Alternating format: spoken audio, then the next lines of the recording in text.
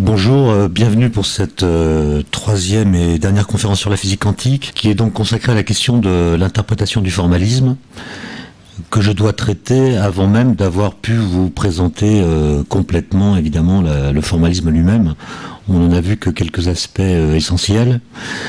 On peut se demander pourquoi est-ce qu'en physique quantique on parle d'interprétation alors qu'en physique classique, la physique, disons, newtonienne ou galiléenne, la notion d'interprétation n'est que très rarement évoquée. C'est tout simplement qu'en physique classique, l'interprétation du formalisme, donc la relation en quelque sorte entre les équations qu'on utilise et les expériences ou les résultats d'expériences qu'on peut faire dans le monde physique, cette relation est assez directe. On pourrait la formuler de façon très simple en disant que en physique classique, toute grandeur de la théorie a une contrepartie dans la réalité physique, que cette grandeur soit mesurée ou non. Et donc ce qu'on va appeler en physique quantique le problème de la mesure, qui va déclencher ces questions d'interprétation, ce problème n'existe pas en physique classique, au sens où, en physique classique, faire une mesure, c'est faire une sténographie de la réalité. C'est-à-dire, on enregistre une donnée qui est déjà là, on en mesure donc la valeur numérique, et le statut conceptuel de cette donnée existe dans le formalisme par le fait que, à chaque grandeur mesurée, correspond une variable physique qui a un statut bien défini dans le formalisme, c'est-à-dire dans l'ensemble des équations qu'utilise la théorie physique. Alors, comme on l'a vu la dernière fois au deuxième cours, en physique quantique, on n'utilise plus la notion de corpuscule. Les particules quantiques ne sont pas des corpuscules. Et donc cette notion s'efface devant la notion de vecteur d'état, donc d'une grandeur mathématique qui appartient à ce qu'on a appelé un espace de Hilbert, un espace vectoriel. Et donc on change complètement la représentation qu'on se fait des états physiques, ce qui pose la question du lien entre la représentation des systèmes physiques dans l'espace abstrait qu'est l'espace de Hilbert, et puis les résultats des mesures qui sont faites dans l'espace physique à 3 dimensions. Comment établir la règle de correspondance entre le réel empirique, le réel dans lequel on fait des expériences, et puis les espaces mathématiques abstraits dans lesquels on fait des calculs qui permettent de prédire les résultats des mesures. Alors, il y a une question qui se pose aujourd'hui, qui est de savoir si ces règles de correspondance entre la description du monde et le monde lui-même, donc cette question d'interprétation, est-ce qu'elle doit être considérée comme une sous-théorie à l'intérieur même de la théorie quantique? C'est ce que pensent certains physiciens aujourd'hui, c'est-à-dire que la question d'interprétation est en fait une question que le formalisme permet de résoudre. Ou bien est-ce qu'on doit considérer que elle est un commentaire inspiré de thèses philosophiques présentes a priori, alors qu'il s'agisse des thèses de Kant qui est souvent évoquée, ou bien de Kierkegaard, ou bien de Platon, ou d'autres. Autrement dit, est-ce qu'on doit considérer que l'interprétation, comme le pensaient les pères fondateurs de la physique quantique, ce que on a évoqué lors du premier cours, eux ils pensaient qu'il fallait s'inspirer des thèses de Kant, peut-être les aménager, mais il fallait partir de thèses philosophiques a priori pour interpréter la physique quantique convenablement. Et aujourd'hui, il y a un certain nombre de physiciens qui pensent que la question d'interprétation sera réglée en utilisant les règles mêmes du formalisme. Donc l'interprétation pourrait être intégrée dans le formalisme lui-même. Alors, pourquoi est-ce que très vite, quand je dis très vite, c'est à partir des années 25, 26, 27, les physiciens se sont rendus compte qu'ils allaient devoir affronter ce problème de l'interprétation? Eh bien, c'est lié, comme on va le voir, au principe de superposition que j'ai évoqué la dernière fois, qui est le principe de base de la physique quantique, qui donne à la physique quantique son efficacité. C'est ce principe de superposition qui permet de comprendre la structure de l'atome, qui permet de comprendre comment un atome absorbe ou émet de la lumière, et qu'on utilise en théorie des champs aujourd'hui pour décrire le comportement non seulement de l'atome, mais aussi des particules élémentaires, qu'elles soient présentes dans l'atome ou non. Donc c'est vraiment le principe de base de toute la physique contemporaine. Quand on met de côté la gravitation, dont je rappelle qu'elle n'est toujours pas susceptible d'un traitement quantique. Elle reste traité par la relativité générale, la théorie d'Einstein, et n'a toujours pas été unifié à la physique quantique. Donc, ce principe de superposition, pour dire les choses de façon très résumée, est utilisé pour la description de 3 des 4 interactions fondamentales de la nature. L'électromagnétisme et les 2 interactions nucléaires. Alors ce qu'on va voir, c'est que ce principe de superposition, dont on a déjà dit qu'il donne à la physique quantique son efficacité, est aussi à la base de tous les problèmes qu'elle pose depuis 70 ans.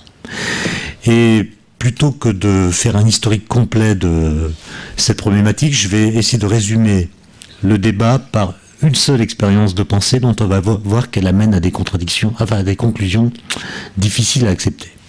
Donc je vais prendre une particule, par exemple un électron, dont je suppose qu'il peut exister avec 2 états internes possibles. Par exemple, on a parlé du spin la dernière fois. Un électron, quand on mesure son spin, on peut trouver on peut trouver 2 valeurs possibles.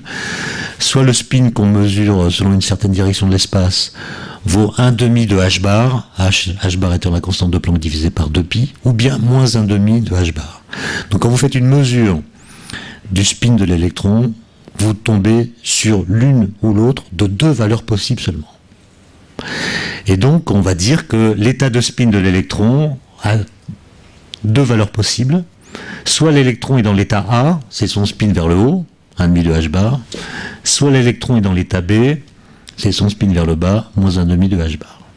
D'accord? Donc l'électron a 2 états internes possibles. Je dis interne parce que le spin est une propriété intrinsèque de l'électron, donc il y a 2 états possibles, A ou B. Bon. Et cet électron qui a 2 états internes possibles, je l'envoie dans un tube que j'appelle grand I. Donc il vient de la gauche, il entre dans le tube, et là, il y a un dispositif que je n'ai pas représenté sur la figure, qui s'appelle un appareil de Stern et Gerlach. Bon, concrètement, c'est une configuration de champ magnétique qui fait que si l'électron a un spin vers le haut, il va partir vers le haut dans le canal grand A, et si l'électron a un spin vers le bas, c'est-à-dire s'il est dans l'état B, il va partir dans le canal grand B. Autrement dit, c'est un dispositif qui oriente la trajectoire de l'électron en fonction de la mesure qu'il fait de son spin. Une sorte d'aiguillage, si vous voulez. Alors, pour décrire l'état complet de l'électron, je dois aussi préciser sa localisation. L'état complet, ce n'est pas simplement son état interne, c'est aussi dans quelle zone d'espace il se trouve.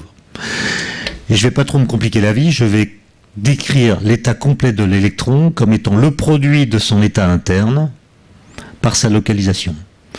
Donc un électron qui est dans l'état interne petit a et qui est dans le canal grand I, je le décris par un vecteur d'état qui est le produit, dans un certain sens, de l'état interne par la localisation, c'est-à-dire AI. Et compte tenu de ce que je viens de dire sur la fonction de l'appareillage que je n'ai pas représenté sur la figure, le Stern et Gerlach, un électron qui arrive dans l'état petit a grand I, bien, va partir dans le canal grand A, c'est-à-dire que son état va devenir petit a grand A. Son état interne n'est pas changé, il garde la même orientation pour son spin, simplement il change de localisation. De même, s'il arrive dans l'état complet petit b grand I, il part dans le canal grand B et son état devient petit b grand B. D'accord ? Donc vous voyez, de façon symbolique, j'ai écrit de façon très condensée la fonction de l'appareil que je n'ai pas représenté qui aiguille la trajectoire de l'électron en fonction de l'état de son spin. Et jusqu'ici tout va bien, mais c'est maintenant que je peux utiliser le principe de superposition, dont je vous rappelle que ce principe disait que si A et B sont 2 états possibles d'un système, A plus B est également un état possible du système. Donc je peux fabriquer un électron qui est dans l'état A, un électron qui est dans l'état B, je peux aussi fabriquer un électron qui est dans l'état A plus B. Et la question qu'on va se poser, c'est qu'est-ce que ça veut dire A plus B? Qu'est-ce qu'une superposition quantique? Alors, ces électrons que j'ai fabriqués dans l'état A plus B, je les envoie dans le canal grand I. Comme la réponse de l'appareil qui est là est une réponse linéaire, que deviennent ces électrons? Eh bien, les électrons qui sont dans l'état A plus B et dans le canal grand I, eh bien, vont avoir, après le passage de cette zone, un vecteur d'état qui est la somme du premier et du deuxième. Autrement dit, les électrons vont se trouver dans l'état petit a grand A plus petit b grand B. Et toute la question d'interprétation de la physique quantique consiste à se demander qu'est-ce que ça veut dire? Qu'est-ce que veut dire petit a grand A plus petit b grand B? Alors on peut tenter plusieurs explications ou interprétations. On voit que cette somme mélange du A et du B. Et on pourrait donc se dire que l'électron, c'est comme un fluide. Hein, si vous avez des tuyaux disposés de cette façon, vous envoyez un liquide ici, il y a une partie du liquide qui va dans grand A, une autre partie du liquide qui va dans grand B, donc le liquide s'est divisé en deux sous-liquides, si on peut dire, qui sont localisés de façon séparée. Bon. On pourrait se dire que pour l'électron, c'est la même chose. Que finalement, on s'est trompé, c'est pas une particule élémentaire, c'est une particule qui est sécable. Et imaginez qu'il y a un bout de l'électron qui va dans grand A, puis un bout de l'électron qui va dans grand B.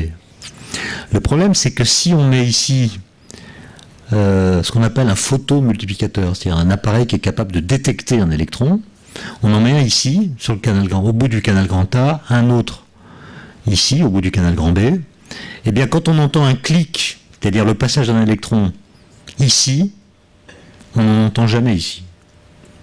Et réciproquement, quand on entend un clic ici, on n'entend pas de clic là. Autrement dit, quand on fait une détection, on ne trouve l'électron localisé qu'en un seul point.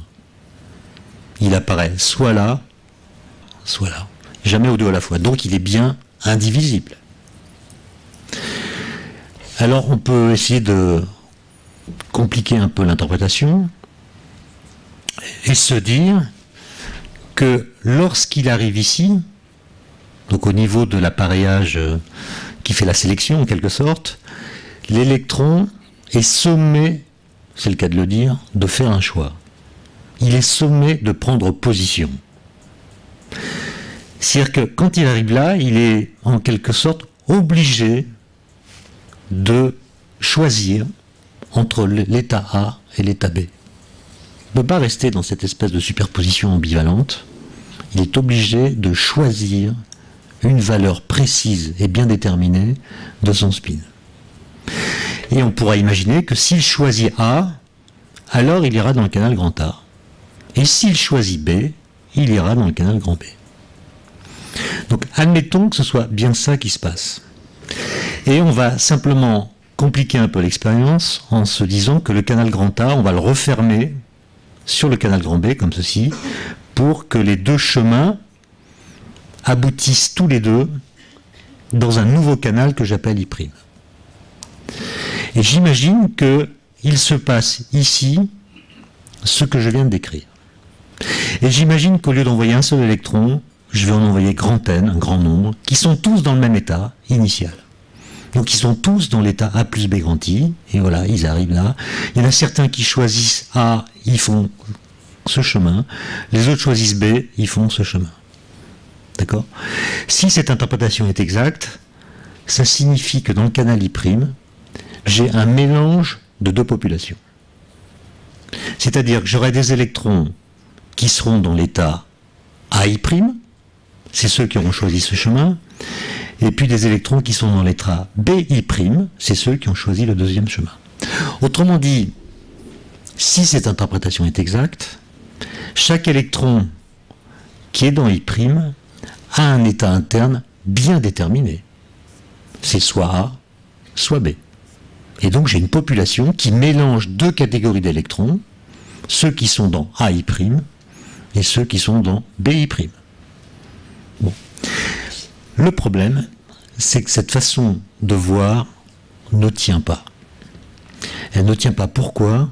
Je ne peux pas vous le démontrer simplement, il faut faire des calculs, mais elle tient dans le fait que si vous calculez la valeur moyenne d'une certaine grandeur, en l'occurrence la valeur du spin selon la direction de propagation, donc selon l'axe horizontal ici, quand vous calculez la valeur moyenne du spin sur cette population, donc sur ce mélange que j'ai fabriqué à partir de l'interprétation que je viens d'évoquer, vous obtenez une valeur qui n'est pas la même que si vous calculez cette valeur moyenne sur l'état A plus BI', c'est-à-dire l'état que vous obtenez quand vous ne faites aucune hypothèse sur ce qui se passe ici.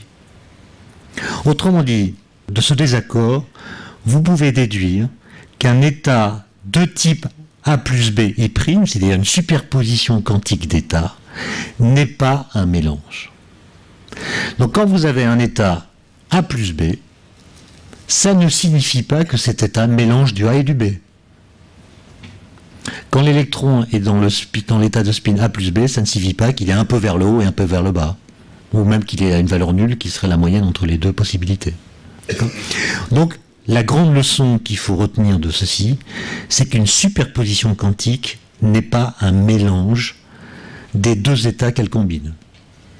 Ça peut même être plus que deux états, ça peut être un nombre infini d'états. Ce n'est pas un mélange de tous les états possibles. Que dit la physique quantique? Enfin, que dit l'interprétation orthodoxe de la physique quantique?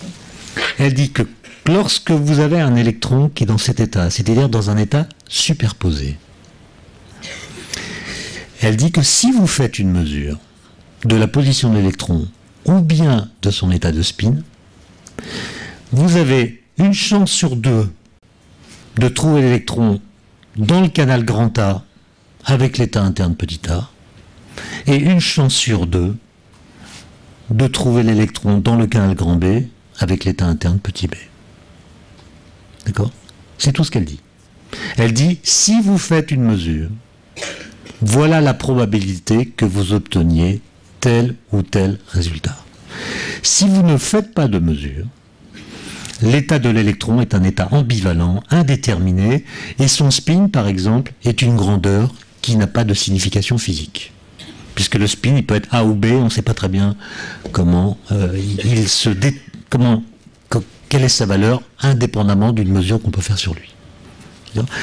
Alors ça pose des problèmes terribles, parce que, regardez, admettons que je fasse une mesure, et je trouve que l'électron est dans l'état interne petit a.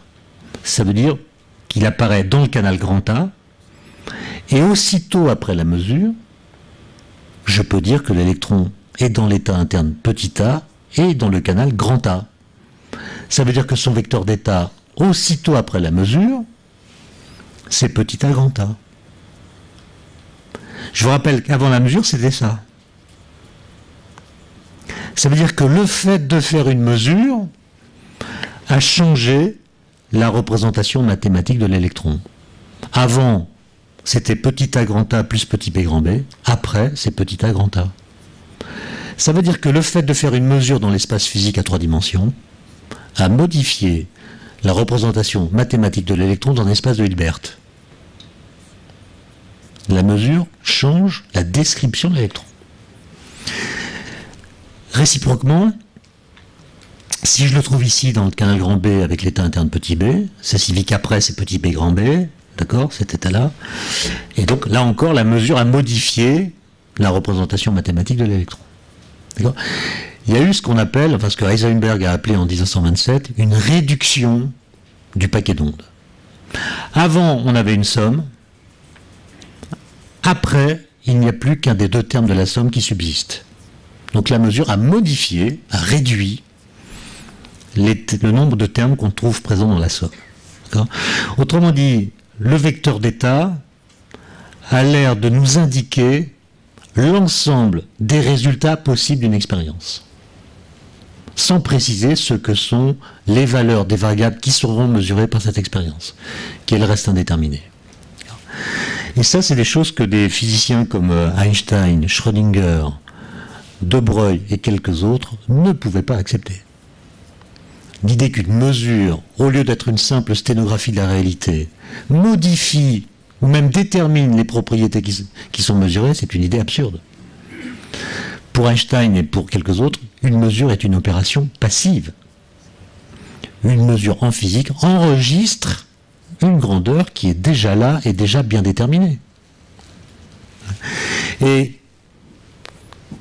je vais dire les choses de façon un peu grossière, un peu simplifiée, mais en gros leur argument qui va alimenter toute la controverse entre Einstein et Bohr, notamment, que je vous raconterai par la suite, est de dire la chose suivante. Si je fais une mesure qui me donne, premier cas de figure, petit a grand A, ça veut dire, je répète, qu'aussitôt après la mesure, le vecteur d'état de l'électron, c'est petit a grand A. Que vont dire Einstein et quelques autres? Ils vont dire, mais juste avant la mesure, l'état de la particule, c'était déjà petit a grand A. Donc la mesure n'a fait qu'enregistrer une position de l'électron et un spin de l'électron qui étaient déjà déterminés. Mais c'est pas ce que nous dit la mécanique quantique. La mécanique quantique, elle nous dit non, avant la mesure, c'était ça. Donc il y a un problème. Que va dire Einstein? Il va suggérer l'idée que la mécanique quantique est incomplète. C'est-à-dire que le vecteur d'état qui décrit l'électron ne nous dit pas tout ce que nous sommes en droit de savoir de son état physique.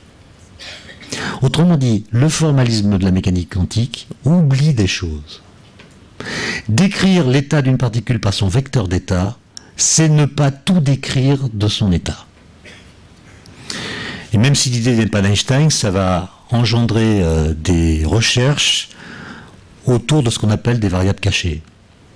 C'est-à-dire, les gens vont dire, la physique quantique est incomplète, il manque, pour décrire l'état complet de l'électron, un certain nombre de données qui nous sont cachées, et qu'on va appeler des paramètres cachés ou des variables cachées. Par exemple, je caricature un peu, mais c'est pour que vous compreniez bien, je vous demande de rester concentré, hein, parce que après ça va se compliquer un peu, le raisonnement va être un peu compliqué. Bon. Imaginons que un électron, ou l'état d'un électron, soit décrit par son vecteur d'état, plus un paramètre caché supplémentaire, qui n'a pas d'écho dans le formalisme de la physique quantique. C'est-à-dire un paramètre qui existe physiquement, mais qui n'existe pas dans le formalisme quantique. Ce paramètre, je vais l'appeler lambda. Et pour simplifier, je vais imaginer qu'il ne peut prendre que deux valeurs possibles, qui sont plus 1 ou moins 1. S'il vaut plus 1, ça veut dire que lors de la mesure, l'état de l'électron, ça sera petit a grand A. S'il vaut moins 1, ça sera petit b grand B. D'accord? Donc l'état complet de l'électron, il est décrit par le vecteur d'état, plus la valeur de lambda, qui vaut plus 1 ou moins 1. Si ça vaut plus 1, et si on savait que ça vaut plus 1, alors le résultat de l'expérience serait complètement déterminé. Quand lambda vaut plus 1, on sait que le résultat, ça va être A, petit a grand A, donc on est capable de faire une prédiction certaine du résultat de la mesure. Si c'est moins 1, on trouve petit b grand B, donc on est capable de faire une prédiction certaine du résultat de la mesure. Comme on ne connaît pas lambda, c'est un paramètre caché, eh bien on raisonne en termes de probabilité. On dit il y a une chance sur deux de trouver, etc. Mais si on connaissait lambda, on aurait un discours déterministe. On aurait pu une théorie probabiliste. Et ça, c'est le grand argument d'Einstein, de dire que les probabilités que la mécanique quantique nous permet de calculer ne sont pas des probabilités intrinsèques au monde physique. Elles sont liées à notre ignorance. Autrement dit, nous manions des probabilités parce que nous ne savons pas tout ce que nous pourrions savoir du réel physique. Et c'est ça qui va l'opposer à Bohr. Bohr va dire non, les probabilités de la mécanique quantique sont des probabilités intrinsèques. Elles ne sont pas liées à notre méconnaissance partielle du système quantique, elles sont consubstantielles à l'acte de mesurer. Alors, je vais revenir assez longuement sur cette controverse qui est une controverse philosophique, et miraculeusement, à partir des années 60, elle va pouvoir être tranchée au laboratoire. Donc vous avez un problème philosophique qui va trouver une solution par une expérience de physique. Et c'est ça que je voudrais vous raconter. Mais avant, je passe rapidement sur un paradoxe de la mécanique quantique dont vous avez certainement entendu parler, qui est le paradoxe du chat de Schrödinger, qui est directement lié à ce principe de superposition. Un électron peut être dans un état superposé, A plus B. Nous sommes composés d'électrons, d'atomes, de molécules, etc., qui peuvent également être dans un état superposé. La question, c'est pourquoi nous ne sommes pas dans un état superposé? Pourquoi les objets macroscopiques ne sont pas aussi superposés que les états microscopiques qui les constituent? Moi, j'ai une position dans l'espace qui est à peu près localisée, vous aussi. Je ne suis pas en A plus B, où A serait Étienne Klein ici à la Villette et Étienne Klein à Chamonix.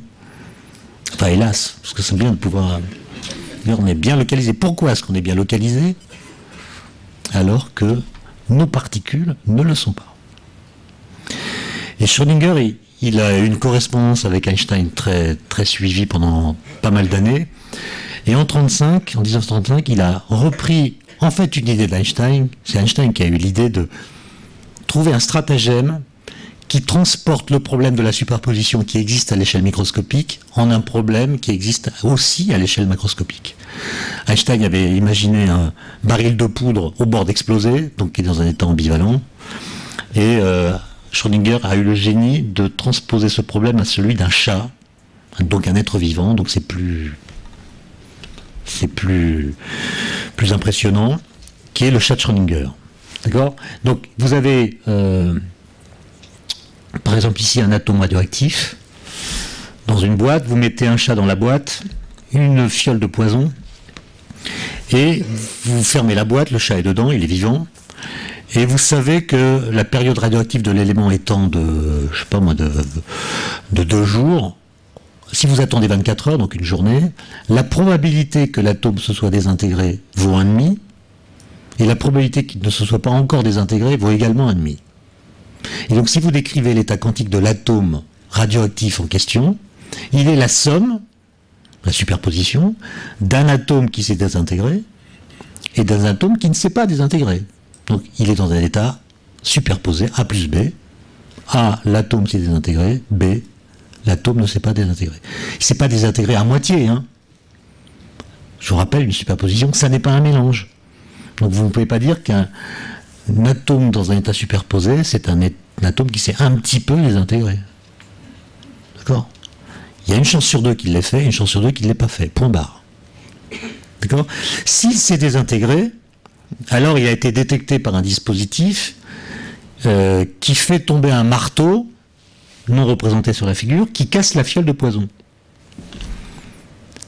Et si la fiole de poison est cassée, le poison se répand dans la cage et le chat meurt. D'accord? Et donc vous avez tout un stratagème de causes, toute une succession de causes et d'effets qui fait que si l'atome est dans un état superposé, la fiole de poison est dans un état superposé et le chat aussi. Et donc le chat est décrit quantiquement comme étant la somme d'un chat vivant et d'un chat mort. Un chat vivant, c'est pas un chat qui est dans un état superposé vivant plus mort, c'est pas un chat à moitié mort.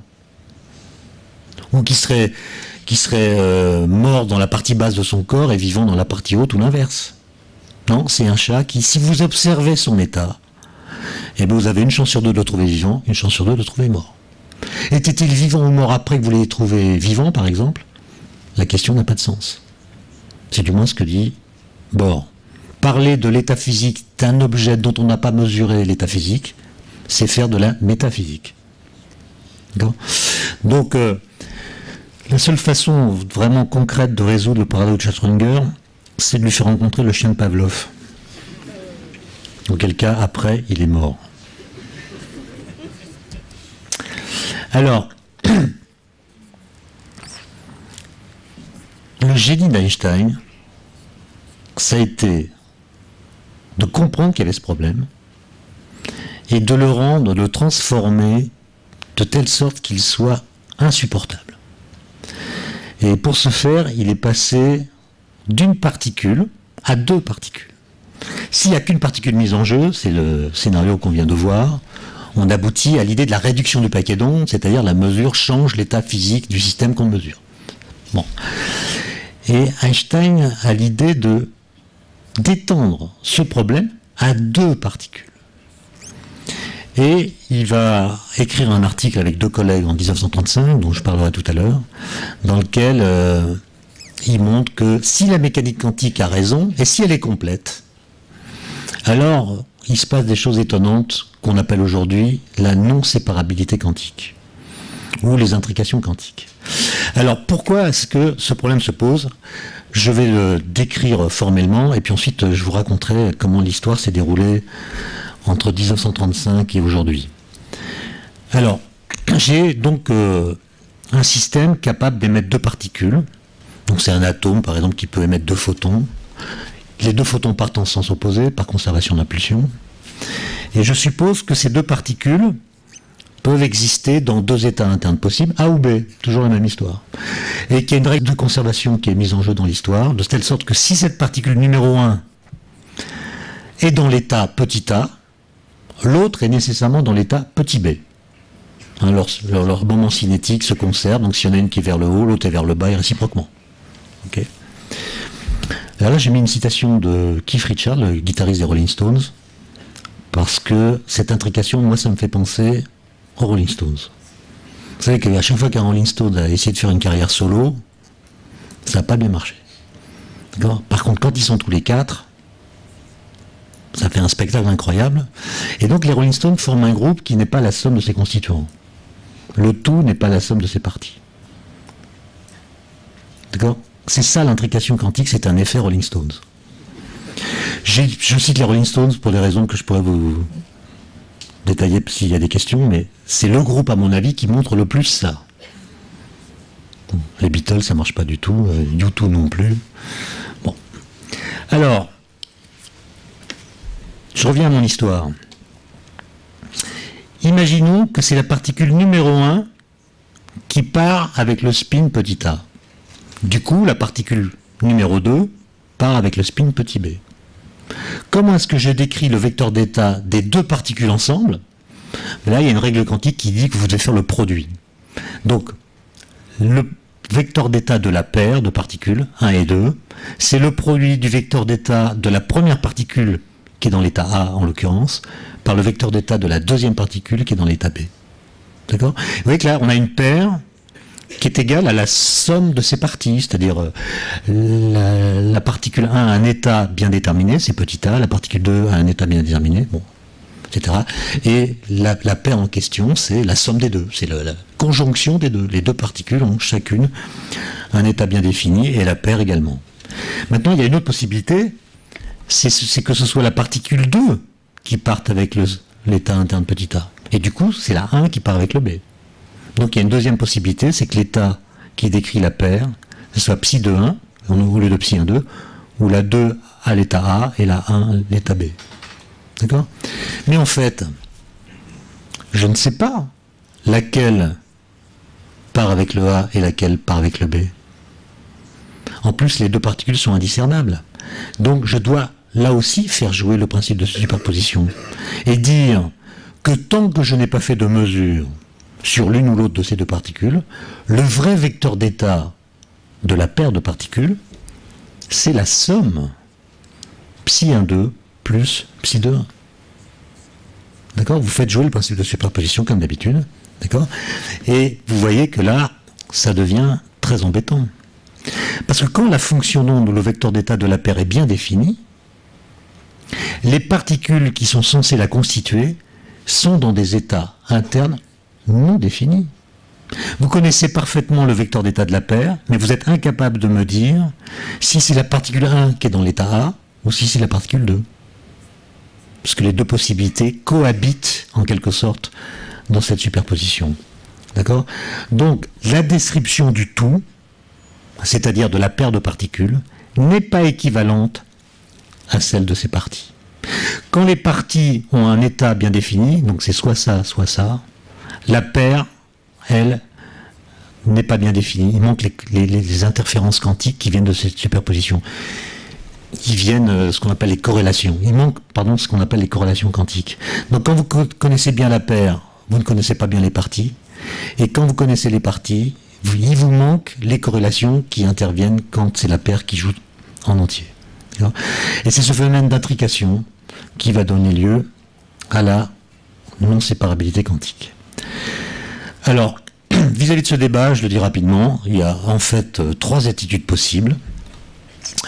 La première, c'est l'attitude positiviste, qui consiste à dire quand vous me parlez de la réalité, indépendamment de la connaissance que j'en ai, vous faites de la métaphysique. Et donc vous tenez des discours qui ne sont pas scientifiques. La seule chose que la physique doit faire, c'est me permettre de prédire correctement les résultats des expériences. Ça, la physique quantique le fait fort bien, donc il n'y a plus rien à dire. C'est comme ça et c'est pas autrement. Hein, la physique, elle décrit notre interaction avec le monde physique, et non pas le monde physique lui-même.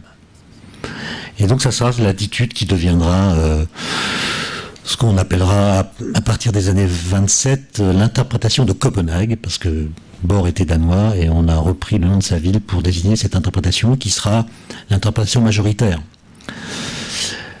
L'autre attitude possible, c'est ce que j'appelle le malaise constructif, c'est-à-dire la physique quantique, il lui manque des choses, c'est pas la théorie finale, et elle peut être transformée, modifiée, pour qu'on échappe à cette réduction du paquet d'ondes. Donc l'archétype des théories qu'on a proposées comme alternative à la mécanique quantique, c'est notamment la théorie de Bohm, qui consiste à ajouter des variables cachées. Donc vous complétez la description quantique des objets physiques par l'ajout de paramètres cachés, autant qu'il en faut, pour que vous puissiez rétablir un déterminisme absolu. C'est-à-dire, si on connaissait la valeur des paramètres, alors on n'aurait plus besoin d'utiliser les probabilités. Donc ça part de l'hypothèse que la physique quantique est incomplète, évidemment. Et puis, il y a une troisième attitude possible qui consiste à proposer une autre interprétation que l'interprétation de Copenhague, tout en gardant le même formalisme. Donc vous ne mettez pas de variable cachée, simplement vous interprétez autrement ce qui se passe lors d'une opération de mesure. Donc Wigner avait fait des choses dans ce sens dans les années 60 en faisant intervenir la conscience de l'observateur. C'est la conscience de l'observateur qui tue le chat, ou qui le laisse vivant. Donc ça a donné tous les délires parapsychologiques des années 80. Mais Wigner est revenu là-dessus par la suite. Everett, l'interprétation des mondes multiples, avec l'idée que quand vous faites une mesure sur un électron qui est dans un état superposé, A plus B, si vous trouvez A, c'est qu'il y a de façon concomitante création d'un univers parallèle dans lequel c'est B qui se réalise. C'est l'interprétation des mondes multiples, c'est-à-dire l'idée qu'il y a autant d'univers qu'il y a de possibilités de résultats pour une mesure. Alors, quand vous comptez toutes les mesures qui ont été faites en physique sur des états dichotomiques, ça fait beaucoup d'univers parallèles. Donc si vous êtes heureux dans cet univers, il y a peut-être un univers où vous êtes malheureux. À chaque fois que vous faites un choix, eh bien, si c'est une des possibilités qui est choisie, ça veut dire que dans un autre univers, c'est l'autre possibilité qui a été réalisée. Bon. Alors, simplement, on peut discuter pendant des milliers d'heures de tout ça, des gens l'ont fait, il y a des millions d'articles sur ces sujets. Simplement, il y a deux nouvelles conditions limites. C'est-à-dire, il y a deux événements, si vous voulez, qui se sont produits récemment, qui font qu'on doit en tenir compte quand on parle des questions d'interprétation de la physique quantique. Ces événements correspondent donc à ce qu'on pourrait appeler des découvertes philosophiques négatives. C'est-à-dire c'est des contraintes qui viennent de la physique et qui font que tous les discours ne sont plus possibles. La première contrainte, elle date de 81, c'est une expérience que je vais vous décrire tout à l'heure, qui a abouti à ce constat expérimental de la non-séparabilité quantique. Et puis, depuis une dizaine d'années en gros, il y a une nouvelle théorie ou un nouveau modèle qu'on appelle la théorie de la décohérence, qui résout en partie le paradoxe du chat de Schrödinger. Bon, je ne vais pas en parler, je l'évoquerai s'il y a des questions la concernant, mais en gros, c'est une interprétation de la mesure qui est issue du formalisme quantique lui-même, et qui montre que si on a un état macroscopique, donc un état qui est constitué par un grand nombre de particules, alors le couplage entre cet objet macroscopique et son environnement, l'environnement c'est le rayonnement, c'est le vide quantique, etc., c'est tout ce qui baigne autour de l'objet, l'environnement agit comme s'il mesurait constamment le système. Et donc l'environnement oblige le système à réduire son paquet d'ondes tout seul, et à donc faire cesser sa superposition, d'autant plus rapidement qu'il est constitué d'un grand nombre de particules. Et quand vous faites le calcul pour un chat, le chat a tellement d'atomes, de molécules, d'électrons, etc. en son sein, que la décohérence est très rapide. Et donc on comprend pourquoi un chat est classique. On comprend pourquoi le chat étant quantique, en fait tout se passe comme s'il était classique. Et on ne voit que des chats vivants ou morts. Et non pas des chats qui seraient dans des états superposés. Donc le chat de Schrödinger, on peut considérer qu'il est dans un état quasi classique, et c'est compris grâce à cette théorie de la décohérence. Alors, maintenant je vais me rapprocher de mes notes parce que je veux pouvoir faire les choses dans les temps, et si je bavarde, je vais m'égarer. Je vais essayer de vous raconter comment on est arrivé à ce constat expérimental en 1981, qui n'a cessé d'être confirmé depuis, de la non-séparabilité quantique. C'est en fait un des débats sur la physique les plus importants du XXe siècle. C'est plus fort intellectuellement que la controverse entre Einstein et Bohr est plus forte intellectuellement que la controverse entre Chirac et Balladur, par exemple. Alors, comment ça s'est passé? Quand est-ce que Einstein et Bohr se rencontrent pour la première fois? En fait, ils se rencontrent en 1920, en Hollande, à l'invitation d'Ehrenfest, dont on a un petit peu parlé lors du premier cours. Et Einstein, dans ses notes, dans ses cahiers, écrit qu'il est immédiatement séduit par Bohr. Il a l'impression que Bohr est un génie absolu. Il écrit, c'est vraiment un homme de génie, j'ai entièrement confiance en sa façon de penser, je suis amoureux de lui autant que toi. Mais au cours des années suivantes, il y a des nuances qui apparaissent entre Einstein et Bohr, et à partir de 1927, Einstein ne fait plus tout à fait confiance en la façon de penser de Niels Bohr. Alors, le grand tournant dans cette histoire, c'est 1925, où plusieurs physiciens notent que la physique est arrivée à la croisée des chemins. Soit elle parvient à retrouver le cadre d'interprétation de la physique classique, donc ce que j'évoquais tout à l'heure, la physique est une sténographie de la réalité physique. Donc soit elle parvient à retrouver ce cadre d'interprétation qui n'attribue pas de rôle fondamental à l'opération de mesure, soit elle quitte définitivement ce cadre. Et Ehrenfest, qui était un grand physicien mais aussi un fin psychologue, a eu en 1925 une intuition qui est que cette grande affaire de l'interprétation de la physique quantique, il sent qu'elle va se jouer entre Einstein et Bohr. Il a compris que c'est ces deux-là qui allaient s'affronter autour de cette question de façon plus intense que d'autres physiciens comme Dirac ou Schrödinger ou Pauli. Alors, Ehrenfest s'arrange pour que Einstein et Bohr discutent de l'interprétation de la physique quantique en 1927 à l'un des congrès Solvay, c'était le 5e. Les congrès Solvay, c'était ces congrès annuels qui étaient financés par un industriel du sucre à l'hôtel Métropole à Bruxelles. Et comme Ehrenfest l'avait prévu, Einstein et Bohr s'affrontent à propos du concept de réalité physique. Qu'est-ce que la réalité physique?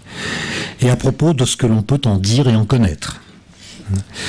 Bon, Ehrenfest et Einstein sont d'accord, se moquent de Bohr quand il essaie de présenter les prémices de ce qui deviendra l'interprétation de Copenhague. Et j'ai pas le temps de raconter tout ça, même si c'est passionnant. La question, c'est autour de quoi s'organise le débat philosophique qui oppose Einstein et Bohr.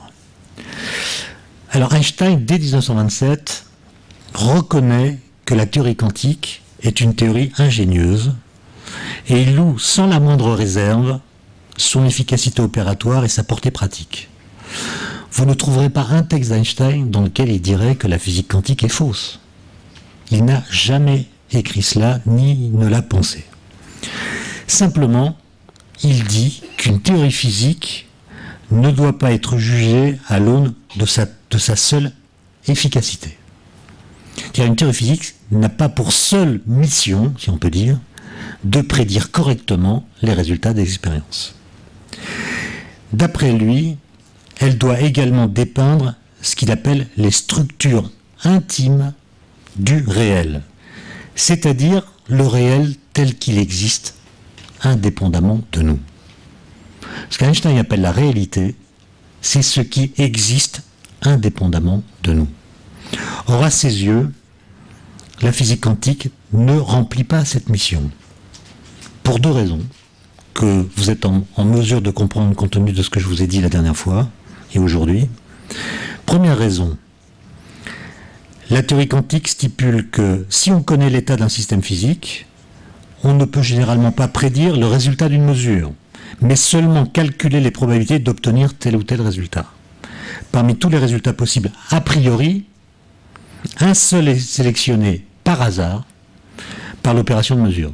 Oui, ce que je ne vous ai pas dit tout à l'heure, c'est que quand on trouve petit A grand A dans la fameuse expérience que j'ai présentée, le choix au moment de la mesure est parfaitement aléatoire. C'est du moins ce que dit Bohr. D'où l'objection d'Einstein, Dieu ne joue pas aux dés, c'est pas le hasard qui décide d'un résultat d'une mesure en physique. Donc, pour Einstein, une bonne théorie physique est une théorie qui se doit d'éliminer le hasard, sinon de ses constructions, du moins de ses principes.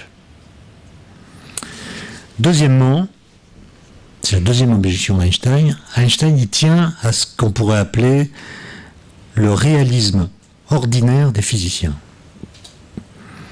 C'est-à-dire, d'après lui, la physique se doit de défendre l'idée d'un monde réel dont les plus minuscules parcelles existent objectivement, comme existent les cailloux et les chaises, que nous les observions ou non. C'est-à-dire que nous devrions être en mesure de décrire un électron ou un atome comme s'il s'agissait d'une chaise ou d'un caillou. C'est-à-dire que nous pouvons leur attribuer des propriétés physiques qui ne dépendent pas de la connaissance que nous en avons. C'est-à-dire, nous pensons qu'un caillou a une position dans l'espace, que cette position existe même si nous ne la connaissons pas. De la même façon qu'une voiture sur une autoroute a une vitesse qui est bien définie, même si cette vitesse n'est pas mesurée. Maintenant, elles sont toujours mesurées, comme vous savez.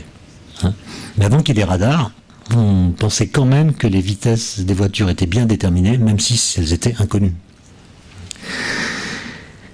Donc pour Einstein, il y a des faits, des objets, des événements qui sont réels. J'insiste sur cette définition.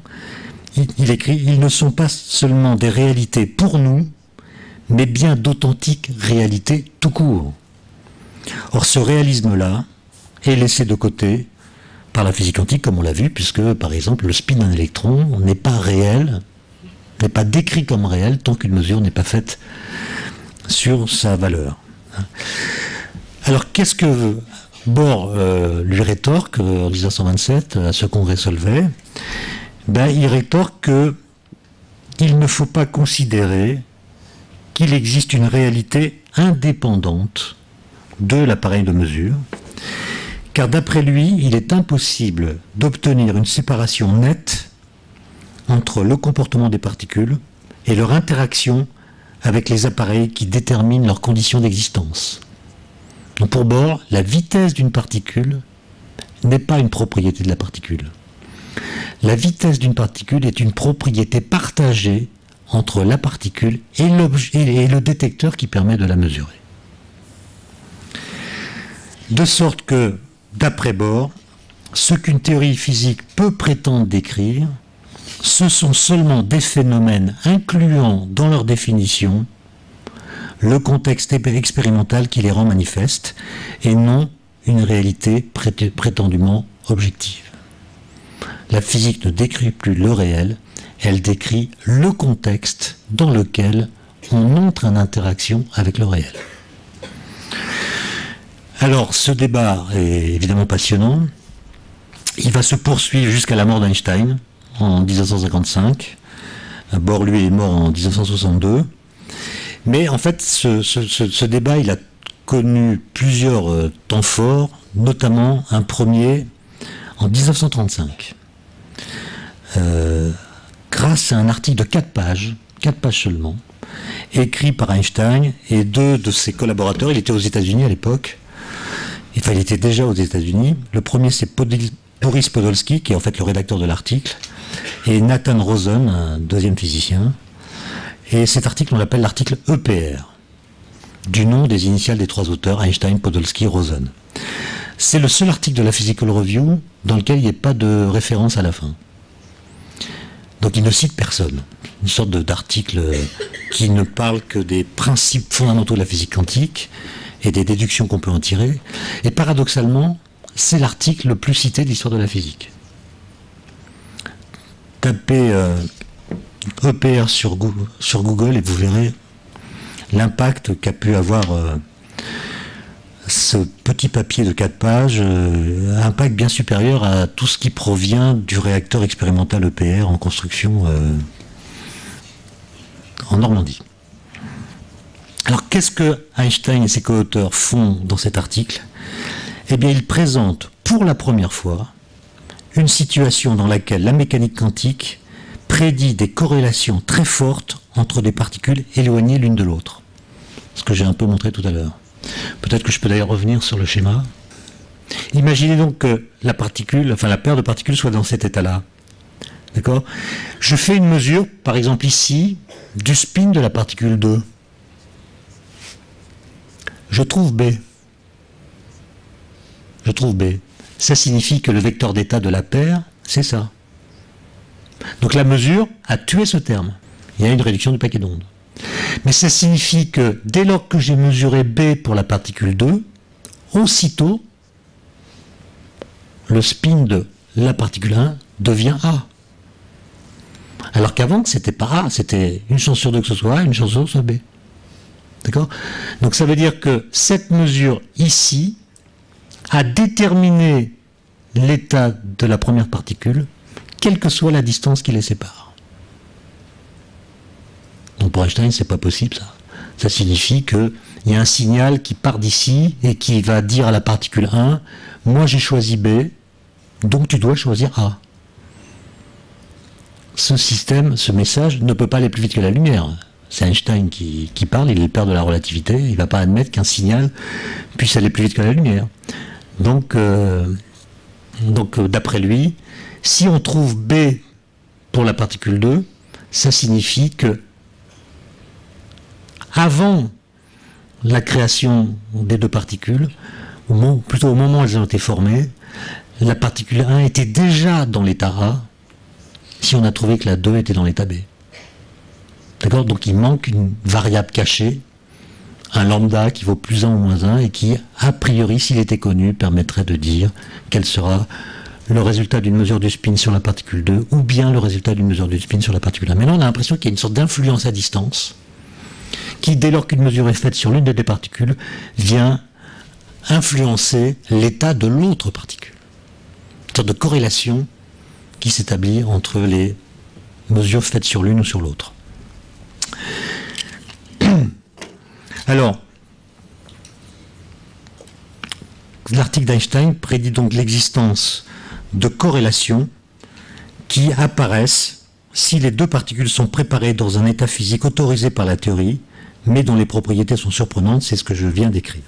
Et ces états surprenants, on les appelle des états EPR, ou bien des états intriqués, pour reprendre un adjectif qui avait été proposé par Schrödinger en 1935. Pour un tel état, donc un état du type de celui par lequel je décrivais la paire de particules, le formalisme quantique prédit que des mesures de position sur chacun des 2 électrons donneront des valeurs exactement symétriques par rapport à l'origine, et que des mesures de vitesse donneront des résultats toujours identiques. Au signe près, les 2 particules ont des vitesses opposées, mais si on mesure la position de l'une, à un endroit donné, donc, on trouve une certaine valeur de la position, on a déduit que la position de l'autre, elle est symétriquement de l'autre côté. Donc, et étant donné que les 2 électrons sont éloignés l'un de l'autre, la mesure effectuée sur le premier ne saurait modifier, dit Einstein, l'état du second. Donc Einstein et ses co-auteurs en déduisent que le second électron possédait avant la mesure, une vitesse ou une position parfaitement déterminée. Mais comme l'état quantique, lui, ne spécifie aucune valeur particulière de la vitesse de cet électron, Einstein et ses co-auteurs considèrent que cet état quantique ne reflète pas la totalité des propriétés de ces électrons, et par extension que la physique quantique ne reflète pas non plus la totalité des propriétés de la réalité physique. Et ils ont conclu, après 4 pages de discussion, dans lesquelles il n'y a pratiquement pas de calcul, ils ont conclu que le formalisme de la physique quantique est incomplet. Alors Bohr reçoit cet article publié en janvier 1935.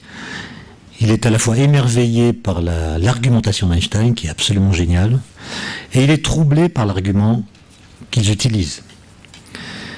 Car cet argument, le passage de une particule à deux particules, auquel il n'avait pas lui-même songé, s'appuyait explicitement sur le formalisme quantique, sans nullement le contester, car qu'à aucun moment de l'article, Einstein ne conteste le formalisme quantique, au contraire, il s'appuie sur lui, et il semblait en démontrer le caractère incomplet, inachevé, et donc provisoire.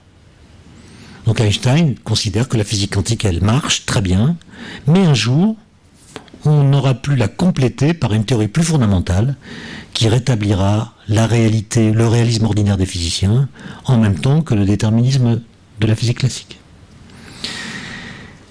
Alors, Bohr va écrire un papier en février 1935 dans lequel il conteste quand même l'argumentation d'Einstein, mais l'article de Bohr est un article très difficile à lire. Moi, je le lis tous les ans pour essayer de m'en imprégner, mais en fait, c'est des intuitions, c'est confus, ça n'a pas la clarté de l'article PR, qui est une sorte de chef-d'œuvre d'argumentation. Simplement, Bohr a l'intuition que dans un état quantique de type EPR, on ne peut plus parler des propriétés individuelles de chaque électron, et cela même s'ils sont très éloignés l'un de l'autre.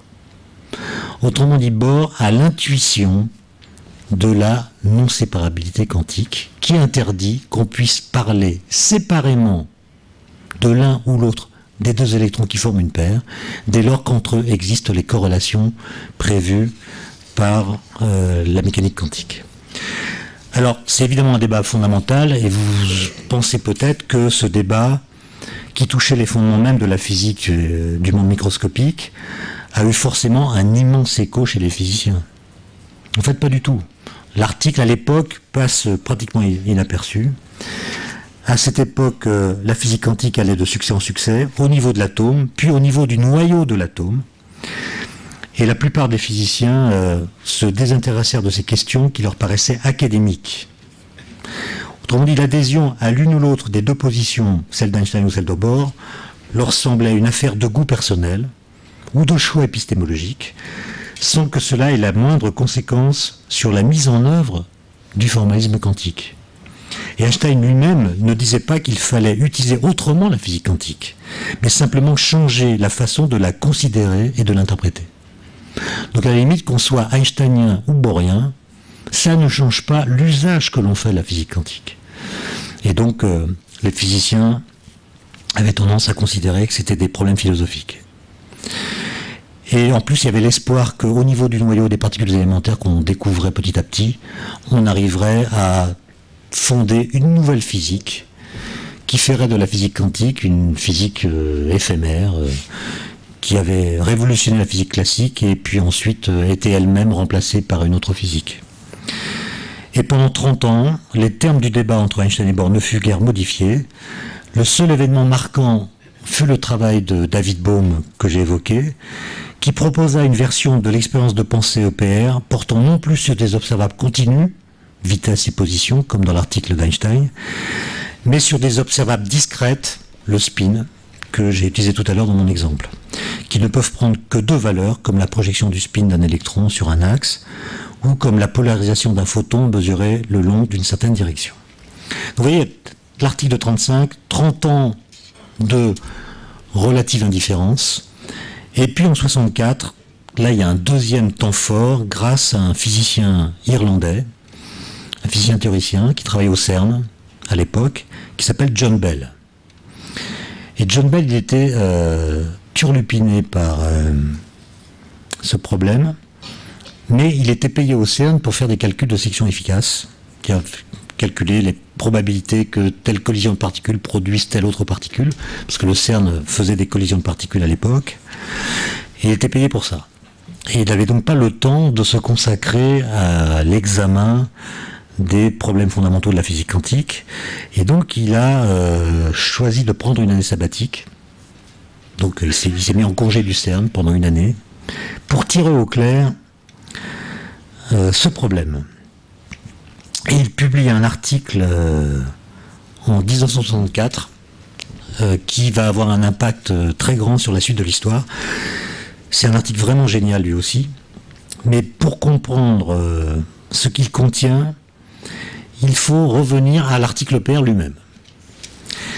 Et je vais le faire de façon très brève, mais pour que vous compreniez de façon plus formelle ce qu'Einstein appelle la réalité physique. Par quoi il la caractérise? Alors, c'est ce que j'ai mis sur le transparent que vous avez sous les yeux. Les trois hypothèses sur lesquelles Einstein s'appuie dans l'article 35 sont les suivantes. Première hypothèse, les prédictions de la physique quantique sont justes. Donc, il ne la conteste pas, il s'appuie sur elle. Les prédictions de la physique quantique sont justes. Deuxième hypothèse, aucune influence ne peut se propager plus vite que la lumière. Ce qu'on appelle le principe de localité d'Einstein, qui prend donc en compte les acquis de la théorie de la relativité. On est en 1935, la relativité a fait ses preuves, et donc Einstein croit en ses propres travaux, ce qui est naturel. Qu'est-ce qu'implique ce principe? Qu'il y a des cas où l'on peut être certain que de deux événements, aucun n'influence l'autre. Vous avez deux événements qui se produisent dans l'espace-temps. Il y a des situations où il est impossible que le premier événement influence le deuxième. Quand est-ce que cette influence est impossible? Eh bien, c'est lorsque les deux événements sont si lointains dans l'espace et si rapprochés dans le temps que la lumière n'a pas le temps de les relier. Par exemple, si dans une seconde, un événement important se produit dans la galaxie d'Andromède, je ne peux pas modifier cet événement parce que le signal que je pourrais envoyer sur cette galaxie pour empêcher cet événement, pour le modifier, n'aura pas le temps d'y arriver avant qu'il se soit produit. Donc ce sont des zones de l'espace-temps qui ne peuvent pas s'influencer mutuellement parce que la lumière n'a pas le temps de les relier. Aucun signal n'a le temps de les relier. Donc ces événements se passent chacun dans son coin d'espace-temps, sans qu'aucune relation causale puisse les connecter l'un à l'autre. C'est ce qu'on appelle depuis le principe de localité d'Einstein. Il y a des événements qui sont locaux et ne peuvent pas être affectés par des événements qui sont très loin d'eux ou très rapprochés d'eux dans le temps. Troisième hypothèse, c'est la plus importante. Si en ne perturbant, là je cite explicitement l'article d'Einstein, si en ne perturbant aucunement un système, donc je ne fais aucune mesure sur lui, on peut prédire avec certitude, c'est-à-dire avec une probabilité égale à 1, la valeur d'une quantité physique, alors il existe un élément de réalité physique correspondant à cette quantité physique. D'accord ? On voit que là, Einstein est en train d'essayer de restaurer l'interprétation de la physique classique à propos de la physique quantique. D'accord ? Si je suis capable avec certitude de prédire que l'électron va avoir un spin 1,5 quand je vais le mesurer, c'est que l'électron a vraiment en lui une propriété physique qui est son spin et qui vaut 1,5. Donc vous voyez que ces critères qui peut-être vous semblent compliqués, en fait, définissent une conception très générale de la réalité, qui est celle qu'on utilise dans la vie de tous les jours. C'est-à-dire que ce que fait Einstein là, c'est qu'il précise ce qu'il faut entendre par le concept d'objet réel. La définition qu'il propose peut vous sembler compliquée, mais elle est conforme au bon sens. Si je peux prédire le résultat de la mesure que je ferai d'une certaine propriété physique, et si ma prédiction est juste à tous les coups, alors j'ai tout lieu de penser que la valeur trouvée pour cette propriété n'est ni une hallucination, ni une chimère. Un élément de réalité doit nécessairement lui correspondre. Et le formalisme de la physique, lui, il doit être capable d'intégrer cet élément de réalité, que cet élément de réalité fasse ou non l'objet d'une mesure.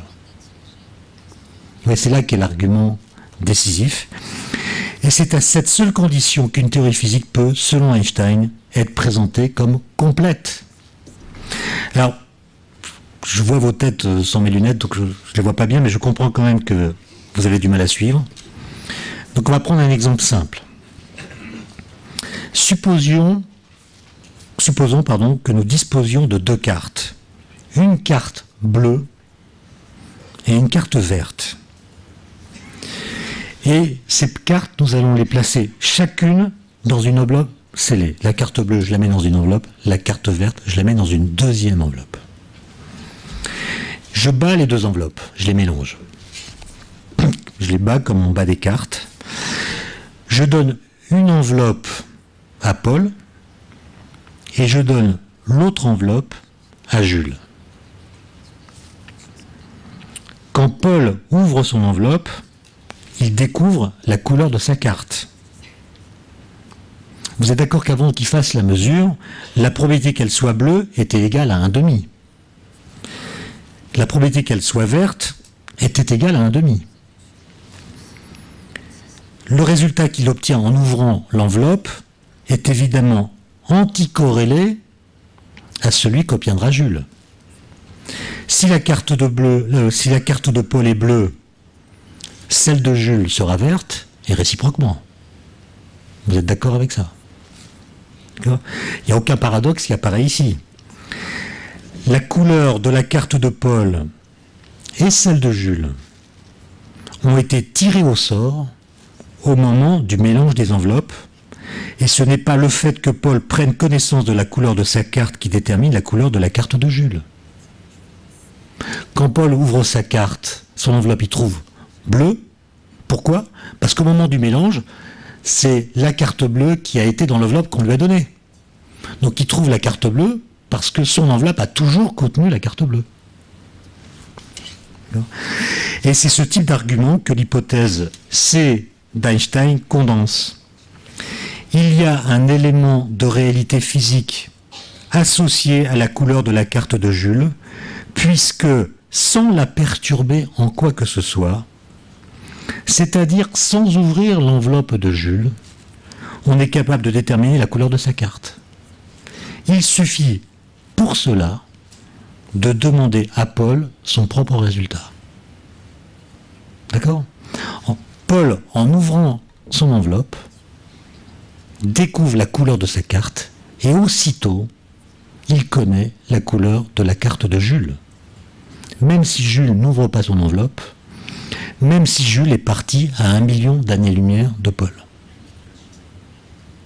D'accord? Donc voilà ce que dit Einstein. Si je suis capable de prédire avec certitude la couleur de la carte de Jules sans faire de mesure sur la couleur de la carte de Jules, alors la couleur de la carte de Jules est un élément physique qui existe dans la réalité, indépendamment de la connaissance que j'en ai ou des mesures que je peux faire sur ce système. Et ce que Einstein démontre ensuite dans l'article, c'est que l'application de ce critère de réalité à la théorie quantique, qu'il postule exact, conduit au paradoxe EPR. Plus précisément, il démontre que l'ensemble des hypothèses A, B, C, lorsqu'on les applique à l'expérience de pensée que j'évoquais tout à l'heure, conduit à attribuer au sous-système, par exemple les éléments d'une paire de particules, des propriétés dont le formalisme quantique ne rend pas compte. Autrement dit, quand je prends ce critère de réalité, j'attribue aux électrons de la paire un état de spin bien défini, alors que la mécanique quantique ne leur attribue pas un état de spin bien défini. D'accord ? Autrement dit, ce critère de réalité conduit à affecter aux particules des propriétés physiques dont le formalisme ne rend pas compte. Et donc, le formalisme quantique est pris en flagrant délit d'incomplétude, à condition évidemment de croire à ce critère de réalité.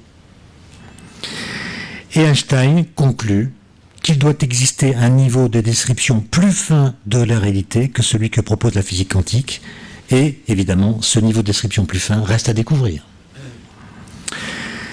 J'ai parlé tout à l'heure de la réponse de Bohr dans son article de février 1935, dans lequel Niels Bohr s'oppose à cette conclusion en expliquant que le critère de réalité d'Einstein ne peut pas être retenu.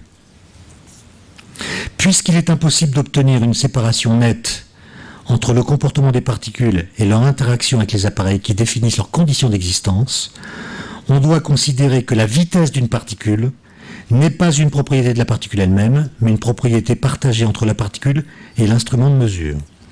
De plus, dès lors que la physique quantique se montre capable de quantifier les possibilités de résultats dans toutes les situations expérimentales permettant l'apparition d'un phénomène, elle doit être considérée comme prédictivement complète, et cette complétude de la prédictivité, c'est le mieux qu'on puisse exiger d'une théorie physique. Donc pour Bohr, il n'y a pas de problème, la théorie quantique est complète puisqu'elle est prédictivement complète. Et pour Einstein, elle est incomplète parce que la prédiction, ça ne suffit pas, il faut qu'elle soit ontologiquement complète. Donc vous voyez, ces deux conceptions philosophiques de ce qu'on doit attendre d'une théorie physique qui viennent s'affronter. Bon. Alors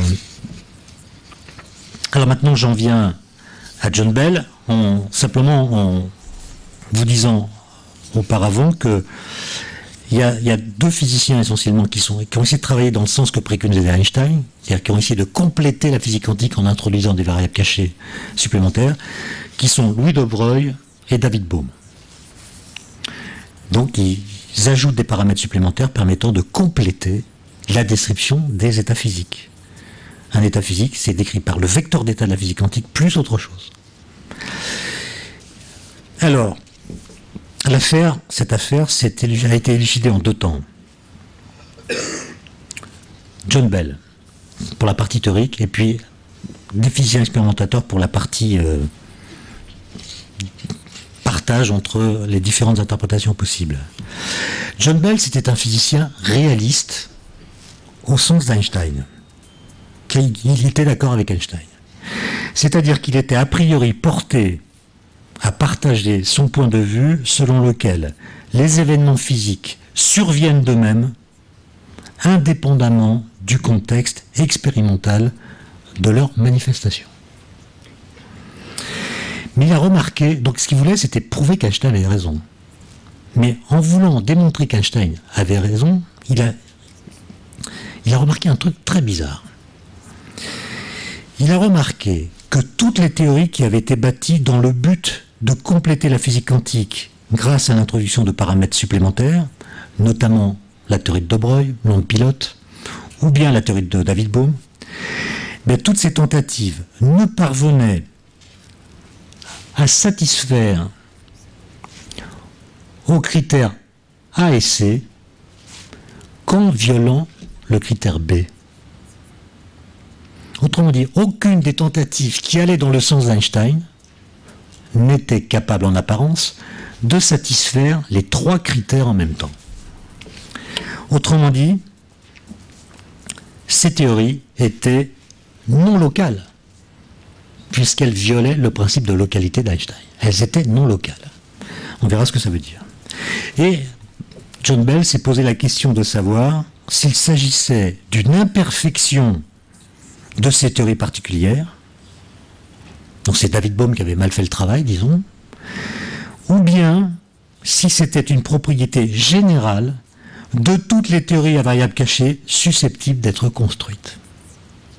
Autrement dit, le constat que on ne peut rajouter des variables cachées qu'en violant l'hypothèse de localité, est-ce que c'était un accident de parcours lié à la théorie de Bohm particulière, ou est-ce que c'était un obstacle sur lequel tomberaient toutes les tentatives de même nature?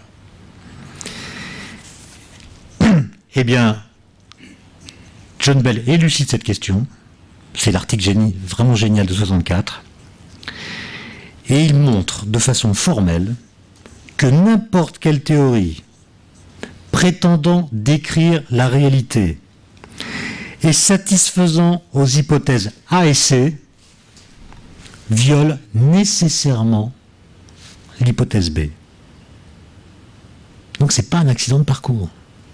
Si vous croyez à la mécanique quantique et si vous adoptez ce critère de réalité, vous tombez dans une théorie qui est non locale, qui viole la causalité.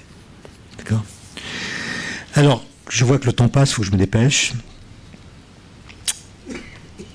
Le miracle, si vous voulez, c'est que cet article d'Einstein va permettre de tester expérimentalement qui a raison. Est-ce que c'est Einstein ou est-ce que c'est Bohr? Et bon, j'essaie d'aller vite, mais je ne voudrais pas que vous perdiez complètement l'argument crucial.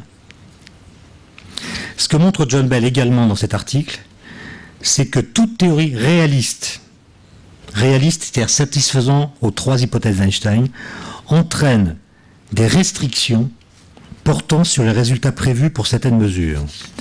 Ces restrictions s'expriment sous la forme d'inégalité de Bell, c'est le nom que leur donne, et c'est là le nœud de l'affaire. Comme la physique quantique n'est pas une théorie réaliste au sens d'Einstein, il doit être possible d'imaginer des situations pour lesquelles les prédictions de la physique quantique entrent en conflit avec les restrictions dont parle Bell. Autrement dit, il doit exister des situations où la physique quantique prédit des résultats qui violent les inégalités de Bell. Et donc il doit être possible d'imaginer des situations particulières pour lesquelles les prédictions quantiques entrent en contradiction avec les prédictions de n'importe quelle théorie à variable cachée par laquelle on pourrait espérer compléter la physique quantique. Par exemple, la physique quantique prédit que les corrélations entre des photons émis en cascade, donc des paires de particules analogues à celles que je reprenais tout à l'heure, les corrélations entre ces particules sont plus fortes que ce qu'indiquent les théories locales à variable cachée. Plus généralement, il n'est pas possible de comprendre dans leur totalité les corrélations de type EPR en complétant le formalisme quantique dans l'esprit suggéré par Einstein. Alors, je vous dis des choses trop compliquées pour que vous puissiez les saisir en une heure, mais en gros, ce que je suis en train de vous dire, c'est que ce que montre l'article de Bell, si on l'appliquait au cas de deux vrais jumeaux pour lesquels on observe des corrélations très fortes dans les caractéristiques physiques, par exemple, deux vrais jumeaux ont la même couleur d'yeux, les mêmes cheveux, etc., etc. Deux vrais jumeaux ont des tas de propriétés identiques. C'est-à-dire qu'entre deux vrais jumeaux, il y a des corrélations très fortes. Eh bien, ce que dit John Bell, c'est que on doit renoncer, pour comprendre ces corrélations, à les expliquer en invoquant des jeux de chromosomes, qui seraient identiques pour les deux jumeaux, au motif que ces chromosomes joueraient le rôle de paramètres locaux et cachés. Donc quand vous avez des corrélations très fortes, comme celles entre deux jumeaux, vous n'avez pas le droit, dans certaines situations, à invoquer le fait qu'ils auraient des paramètres cachés qui détermineraient ces corrélations. Et grâce à l'avènement des lasers dans les années 70, ce débat entre Einstein et Bohr pouvait être tranché expérimentalement, dès lors que John Bell avait montré qu'il existe des situations expérimentales dans lesquelles la mécanique quantique ne prédit pas les mêmes choses que les théories qui essaient de la compléter. Et bon, je vous passe le détail de toutes les expériences, mais celle qui a été l'expérience cruciale a été menée en 1981 à l'Institut d'optique d'Orsay par Alain Aspect et son équipe, et qui a montré expérimentalement que dans les situations de type EPR, les inégalités de Bell étaient non seulement violées, mais violées conformément aux prédictions de la physique quantique.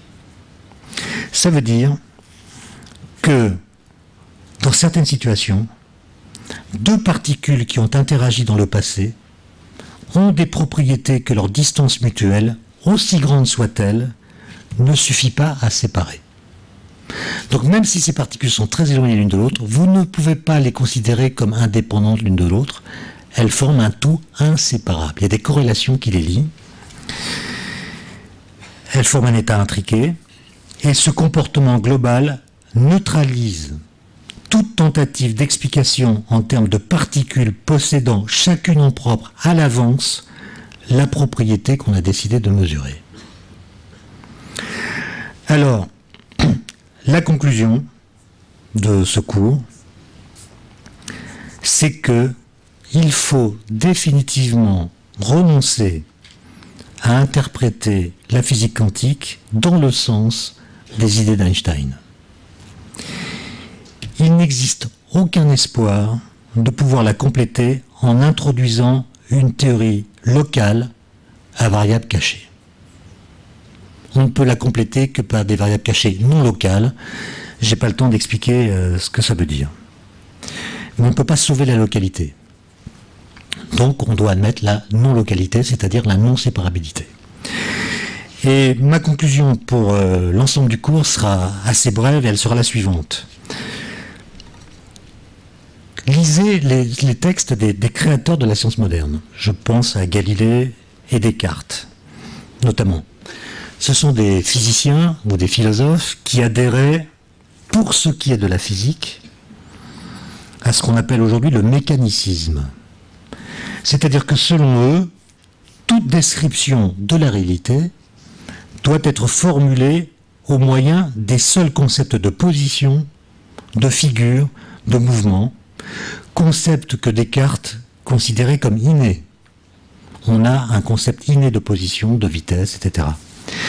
Et donc nous constatons qu'en tout cas ce sont des concepts familiers, ou qui du moins nous sont devenus familiers. Les concepts de position, de vitesse, etc. sont des concepts qui nous sont devenus familiers.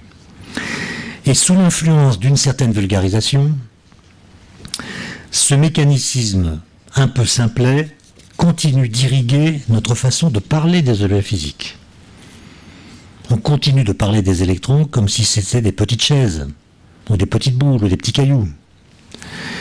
Et cela, bien que le XXe siècle ait clairement montré que ce mécanicisme doit être dépassé. Même les relativités restreintes ou générales ont montré que les concepts familiers ne sont pas les mieux adaptés à la compréhension du monde physique, qui sont même trompeurs et doivent être remplacés par des concepts mathématiques, abstraits, qui permettent d'aller vraiment au-delà des concepts familiers et donnent à la physique toute sa puissance. Le mécanicisme classique a donc été détrôné par ce qu'on pourrait appeler l'einsteinisme, qui consiste en l'idée que la réalité est structurée, qu'elle n'est pas atteignable au moyen des concepts familiers, mais que cependant, grâce aux mathématiques qui fournissent enfin les bons concepts, elle est connaissable. Donc l'einsteinine, c'est cette idée que la réalité physique est connaissable à condition de renoncer à nos intuitions, à nos concepts familiers, et de les remplacer par des concepts mathématiques qui nous permettent de saisir ce qu'Einstein appelait les os du poulet, les arcanes du réel. Et donc cet einsteinisme, c'est en quelque sorte, pour les physiciens théoriciens, l'équivalent du pythagorisme pour les mathématiciens. Et compte tenu de ce que je viens de vous dire, notamment sur la non-séparabilité quantique, il se pourrait que l'einsteinisme ne soit pas le fin mot de l'histoire, mais ça sera le fin mot de mon exposé. Je vous remercie.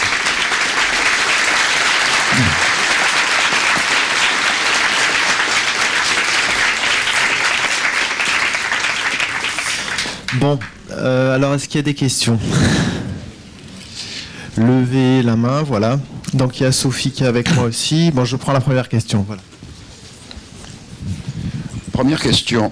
À propos de la requête einsteinienne d'une réalité physique ou matérielle, et pas seulement d'un réalisme empirique, comme pour Bohm et les autres, comment est-ce qu'Einstein a pu s'accommoder, indépendamment de son appel à Dieu, a pu s'accommoder des apories de Gödel à la même époque sur incomplétude ou non-consistance d'un système logique?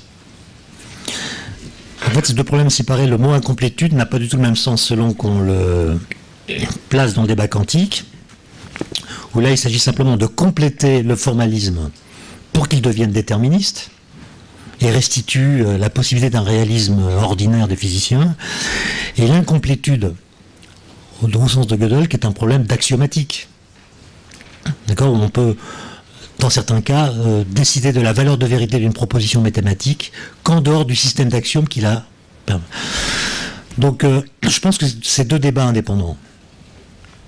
En tout cas, Einstein n'a pas créé de pont entre les deux, à ma connaissance.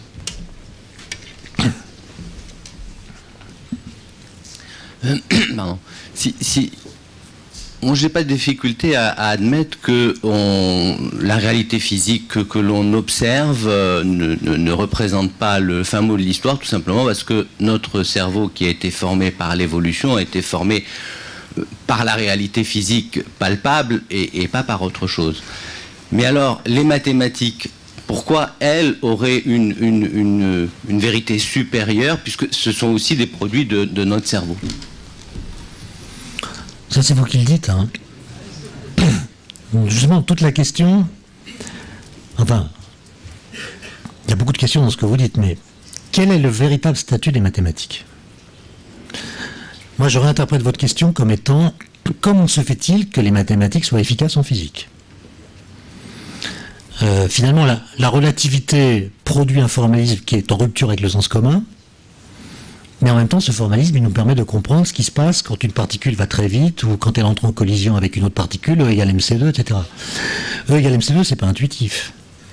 Donc vous êtes d'accord avec moi pour dire que les mathématiques prolongent, en les démentant, nos concepts familiers, de sorte que nous pouvons opérer dans des secteurs microscopiques ou même très grands dans lesquels nos sens sont silencieux. Et constatant cette efficacité des mathématiques, on peut se poser la question de savoir quel est leur statut. Est-ce qu'il faut être pythagoricien, dire que les mathématiques c'est le monde? Est-ce qu'il faut être platonicien, c'est-à-dire considérer que les mathématiques c'est un langage intermédiaire entre le monde des idées et le monde empirique? Est-ce qu'il faut être aristotélicien, c'est-à-dire considérer que les mathématiques c'est un ensemble de règles et de lois et de concepts qui nous permet de faire des fites, des courbes expérimentales? Je pense qu'aucune de ces interprétations ne tient. Et il y a beaucoup de philosophes qui ont travaillé là-dessus, notamment Dominique Lambert, qui lui soutient l'idée que l'efficacité des mathématiques en physique n'est pas le fruit du hasard. C'est qu'en réalité, les mathématiques fournissent des structures invariantes qui nous permettent de prolonger notre vision dans le domaine de l'invisible. Et donc on peut voir, entre guillemets, l'électron, les quarks, grâce à des mathématiques qui manipulent beaucoup de structures invariantes. Et ça semble nécessaire pour pouvoir identifier un élément de réalité. Imaginez que je décrive un électron par une entité mathématique qui ne soit pas invariante. C'est-à-dire que quand je change l'angle sous lequel je regarde l'électron, eh bien l'électron disparaît. La structure mathématique que j'ai utilisée pour le décrire ne résiste pas à un changement de point de vue. Ben, ça signifie qu'il n'y a pas d'élément de réalité correspondant à l'électron. Si je veux pouvoir identifier un élément de réalité dans le réel physique, je dois être capable de pouvoir l'associer à une structure qui résiste à un changement de point de vue. De la même façon que quand je vois un verre, j'ai une vue partielle sur le verre. Mais je reconnais qu'il y a un verre ici. Parce que mon cerveau est capable de, par continuité, de reconstruire la forme complète du verre à partir d'un point de vue partiel sur le verre. Et bien, les mathématiques, en nous fournissant des structures invariantes, sont capables de saisir des éléments de réalité qui ne sont pas arbitraires, c'est-à-dire qui résistent à un changement de point de vue. De là à dire qu'ils sont un produit de notre cerveau, comme vous le dites, il n'y a qu'un pas sans doute, mais je ne suis pas sûr qu'on soit autorisé à le franchir.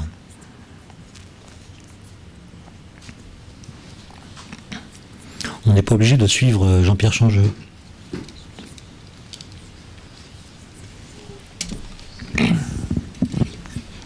Les émissions radio ou radar sont-elles associées aussi à des photons ou à des particules? Peut-on les observer?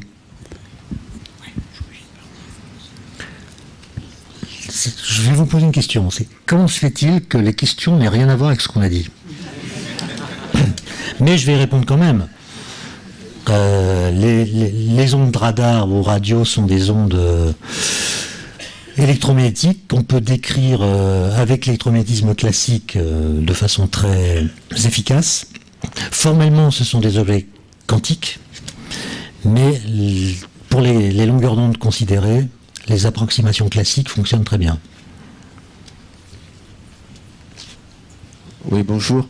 Moi, je crois que j'ai une question qui a trait à la question précédente.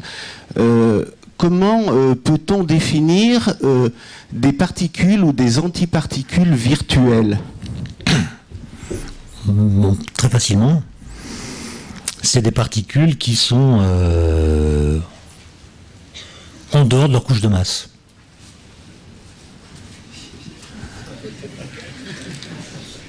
C'est-à-dire, pendant le temps qu'elles vivent, elles n'ont pas entre leur énergie et leur masse le lien prévu par E égale MC2.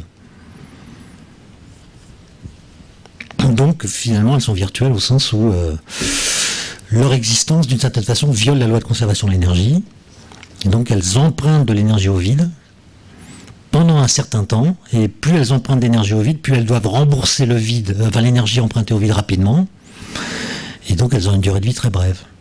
Si vous voulez, c'est des particules qui ont besoin d'énergie pour exister pleinement. On est quelques-uns dans ce cas-là. On a tous besoin d'énergie pour exister. Donc c'est des particules virtuelles au sens où existe leur possibilité d'exister, d'apparaître, dès lors qu'on leur fournit l'énergie qui leur manque.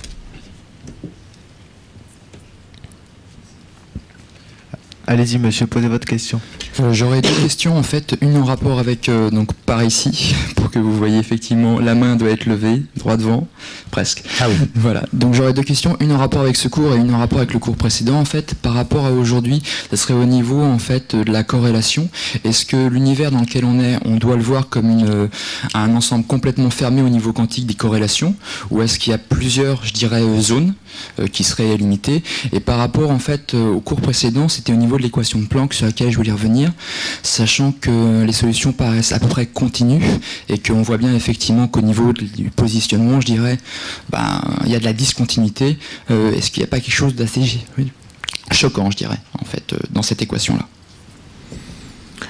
Alors la première partie de la question, c'est est-ce que finalement il n'y a pas qu'un seul système physique qui est l'univers?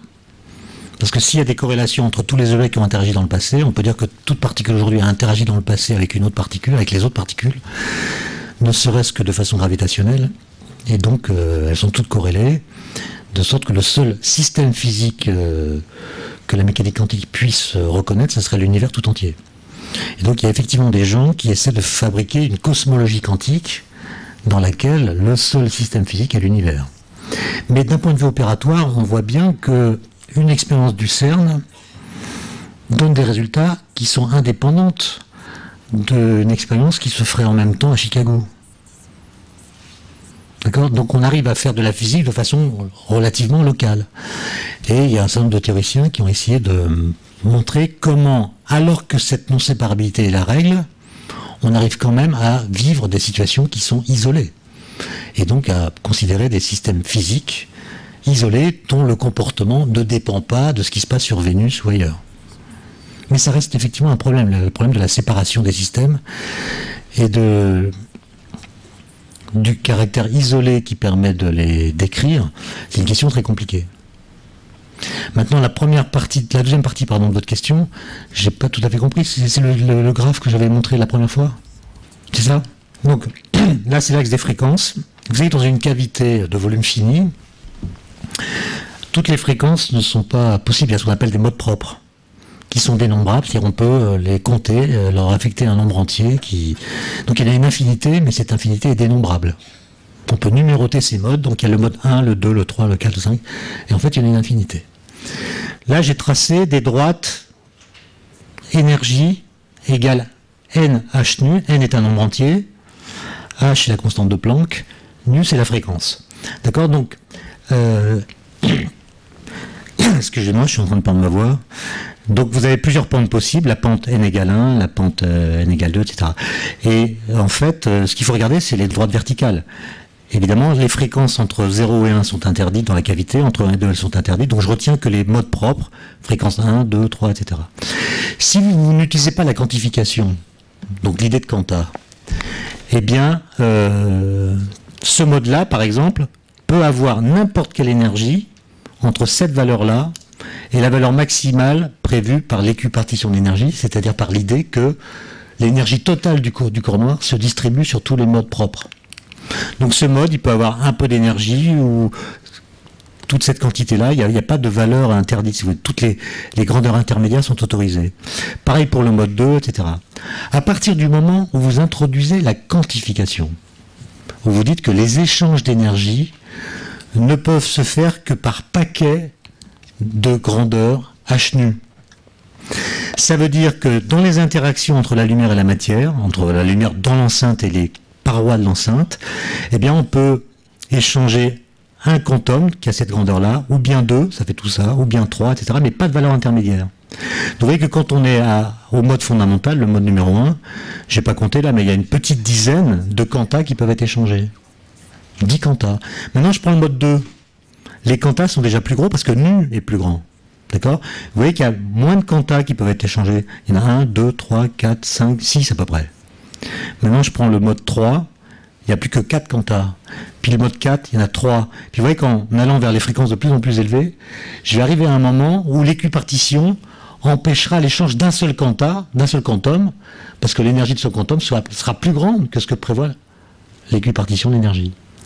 Et donc, les photons, parlons en termes modernes, les photons de haute fréquence ne pourront pas être échangés entre la matière et la lumière. Et ça empêchera la catastrophe ultraviolette, parce que ça empêchera les fréquences de très haute énergie d'être alimentées dans le corps noir. Je ne sais pas si j'ai répondu à la question, mais j'ai essayé. Sincèrement désolé, c'était en fait justement par rapport à ça, par rapport à l'échange des photons, quand l'électron en fait va passer d'un niveau à un autre niveau, sachant qu'on regarde l'équation de Planck, il y aurait une continuité, qu'est-ce qui se passe entre les deux niveaux, où là effectivement il y a une sorte de vide. Non, il n'y a pas de continuité justement, parce que ce qui est quantifié dans l'électron, dans l'atome, ce sont les niveaux d'énergie des électrons. D'accord? Ils n'ont qu'un nombre, là encore dénombrable de valeurs possibles, donc il y a une certaine position qui est possible en énergie, une autre position plus basse qui est également possible. Quand l'électron est sur une orbite autorisée, il n'émet pas de lumière, mais il en émet quand il passe d'une orbite à l'autre. À ce moment-là, il emporte avec lui un photon dont la fréquence est donnée par la loi de Planck. Donc, vous avez un spectre de raies en fréquence, il y a un certain nombre de raies qui sont possibles et qui correspondent, qui traduisent le caractère discret du spectre de l'électron dans l'atome. Il y a une... Allez.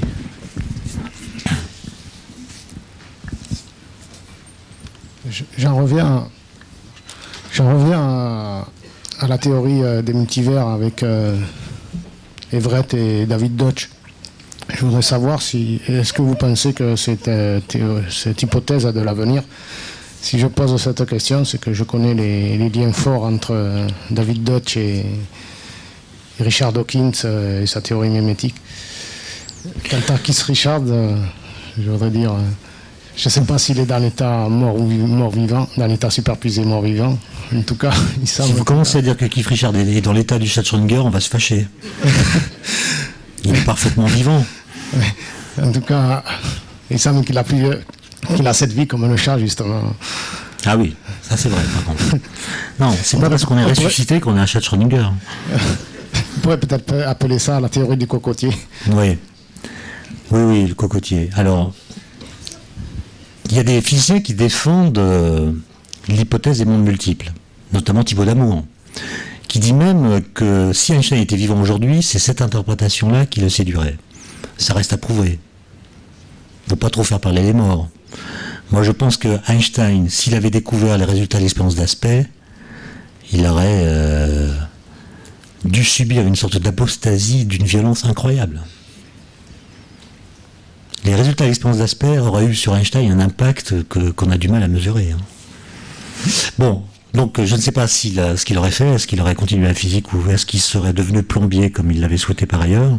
J'en sais rien, mais bon. David Deutsch, lui, il invoque les univers parallèles dans un autre contexte qui est celui de l'ordinateur quantique.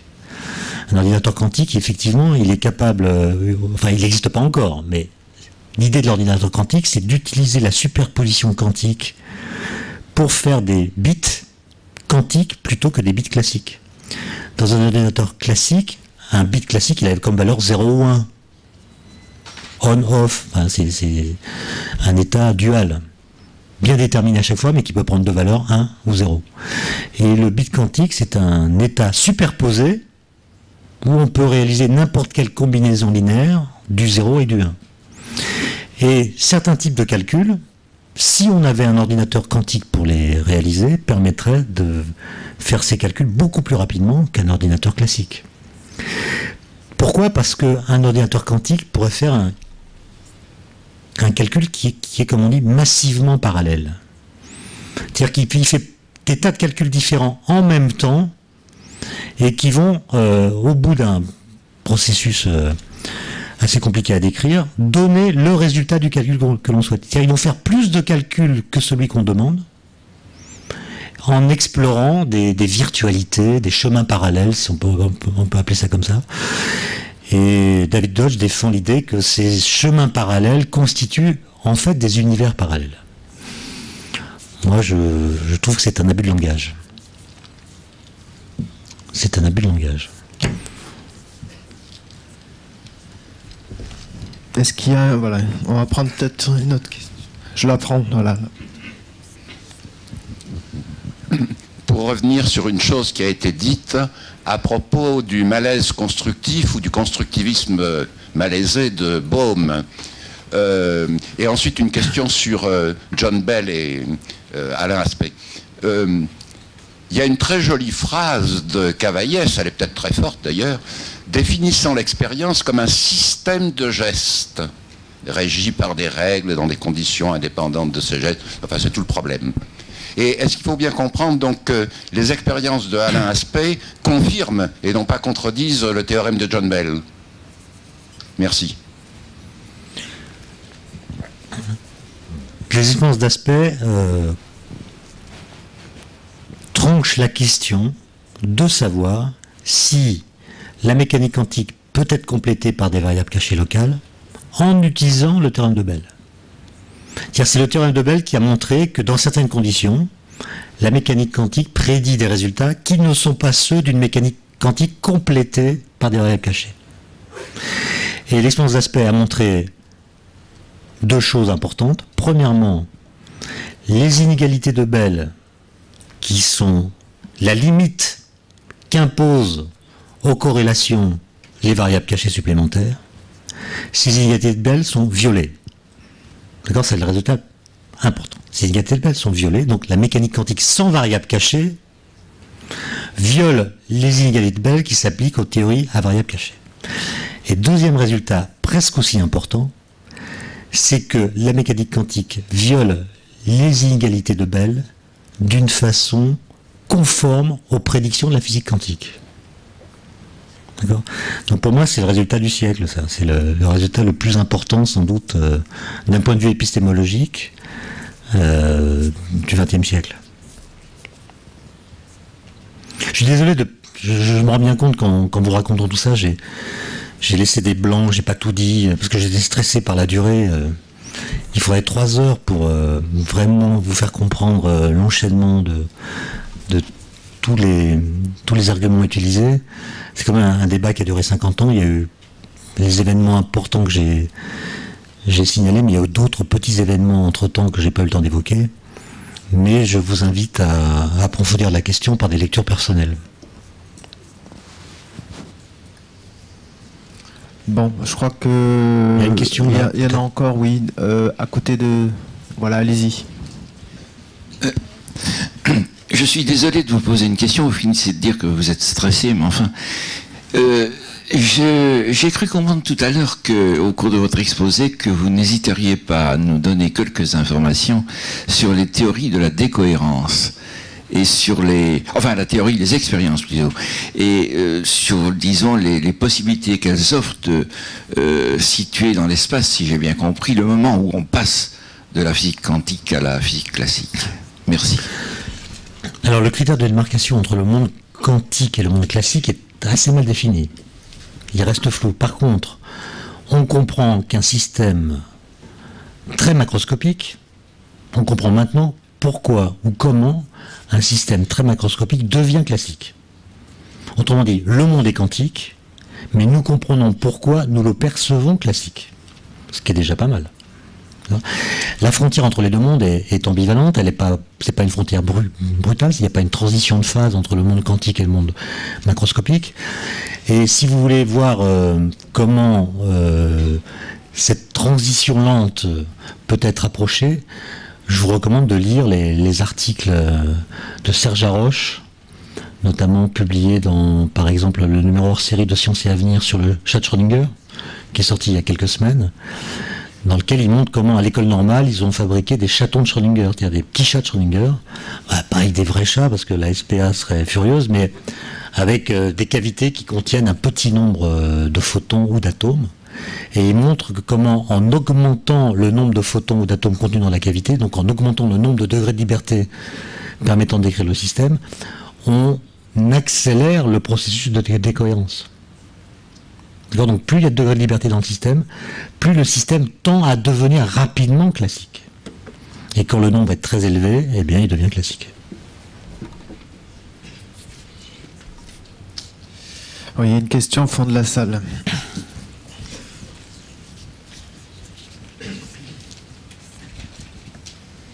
Si on considère que le service minimum de la physique serait de prédire le résultat d'une expérience, la physique quantique qui ne peut que prédire une probabilité de résultat, est-elle considérée comme de la physique ?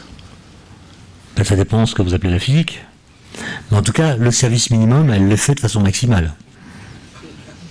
Il n'y a pas de grève. C'est-à-dire la physique quantique, évidemment, ça serait tentant de dire ouais, c'est provisoire, on va la dépasser, etc. Ça n'est qu'un modèle. Le problème, c'est que ça fait 70 ans que ça dure, et que la physique quantique, qui a été en quelque sorte construite pour comprendre l'atome, fonctionne au niveau des particules élémentaires jusqu'à des énergies de l'ordre de 100 GeV. Et aucune des prédictions de la physique quantique n'a été contredite par l'expérience. D'accord ? Y compris les plus surprenantes, notamment les résultats de l'expérience d'aspect. Donc, ce que vous appelez le service minimum, moi j'accepte cette façon de dire, c'est celle que demandait Niels Bohr. Et la physique quantique le fait d'une façon très surprenante, remarquable. Il n'y a pas d'autre théorie, c'est la seule théorie qui n'ait jamais connu le moindre problème entre ses prédictions et les résultats expérimentaux. Donc il faut la prendre au sérieux.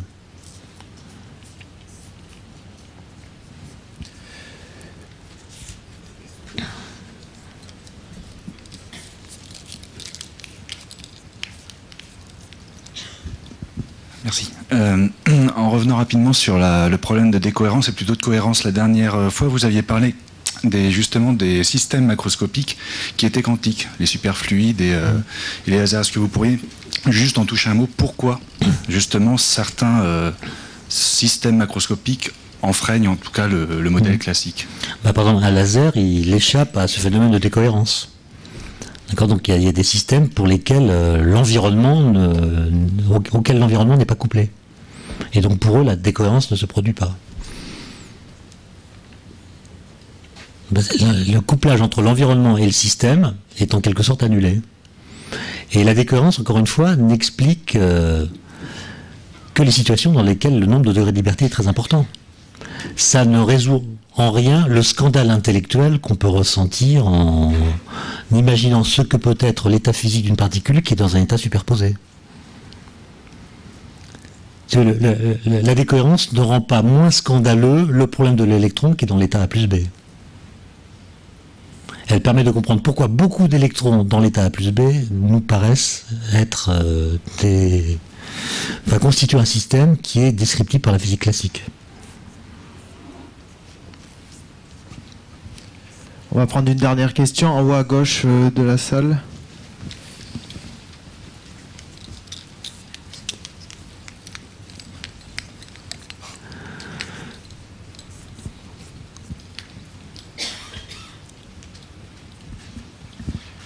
Oui, je suis Voilà. là. En haut à ta gauche, voilà. D'accord. Ma question, c'est une question pour prolonger un peu ces 3 cours auxquels j'ai assisté et qui m'ont bien intéressé, je dois dire, mais je pense que je reflète là que la salle. Et vous voyez que vous avez beaucoup de questions et si on veut prolonger un peu cette réflexion, ma question est simplement celle-là.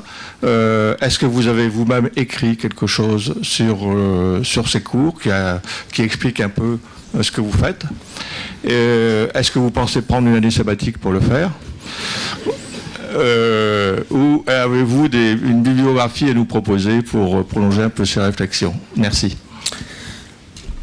Bon, c'est une question difficile. Moi, je lutte contre une tendance actuelle dans le monde de l'édition, qui est de demander aux gens qui font des livres de faire des conférences, pour ensuite faire des livres à partir des conférences. Je pense que c'est un système qui inonde le marché de l'édition, qui conduit à une prolifération de livres. Et je pense qu'il faut suivre l'une ou l'autre de ces 2 démarches. Soit on fait des conférences et après avoir mûri un discours, on fait un livre. Soit on fait un livre qu'on a déjà mûri et on fait des conférences ensuite. Donc c'est ce que j'ai fait, moi. Sans prendre d'année sabbatique, j'ai fait un livre qui s'appelle Petit voyage dans le monde des cantats, qui dit beaucoup plus de choses que ce que j'ai eu le temps de vous dire en 3h30.